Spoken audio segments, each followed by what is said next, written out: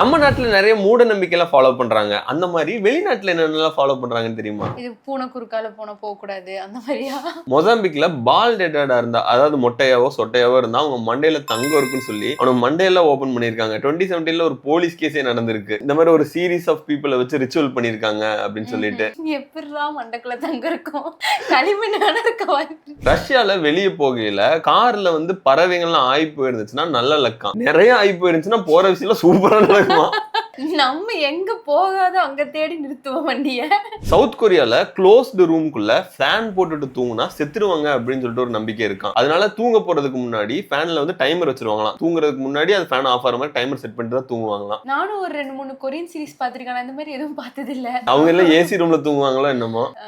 எல்லாரும் ஒரே ரூம்ல தூங்குவாங்க. நீங்க என்ன படம் பாத்தீங்க? ரொம்ப ஏழை குடும்பம். Okay okay. இந்த விஷயம் நம்ம ஊர்லயும் இருக்கு. ஆனா வெளிநாட்டுலயுமே நிறைய கண்ட்ரீஸ்ல இருக்கு. ஜப்பான்ல, நிறைய பார்ட்ஸ் ஆஃப் யூரோப்ல, அமெரிக்காஸ்லயுமே நைட்ல வந்து வீட்டுக்குள்ள விசில் அடிக்க கூடாதான். விசில் அடிச்சா பாம்பு மத்த ஈவில் ஸ்பிரிட்ஸ் எல்லாம் வரும் அப்படிங்கிற மாதிரி ஒவ்வொரு கண்ட்ரிலயும் ஒரு நம்பிக்கை இருக்கு. ஓ ஆமா, அம்மா சொல்லிருக்காங்க. நானும் அப்பவும் விசில் அடிச்சு பழகிட்டு இருந்தப்போல சொல்லிருக்காங்க. எங்க அப்பதான் சொல்லுவாங்க நைட் சீ கிடைக்காது அப்படின்ட்டு. அதுக்கு ஏதோ ஒரு அர்த்தம் இருக்கும். மேபி அந்த காலத்துல அனிமல்ஸ் அந்த மாதிரி ரிலேட்டட் ஏதாவது இருக்கும்னு நினைக்கிறேன். இருந்திருக்கலாம். நீங்க இந்த மாதிரி ஃபாலோ பண்ற மூட நம்பிக்கைகள் ஏதாவது இருந்துச்சுன்னா கமெண்ட்ல சொல்லுங்க.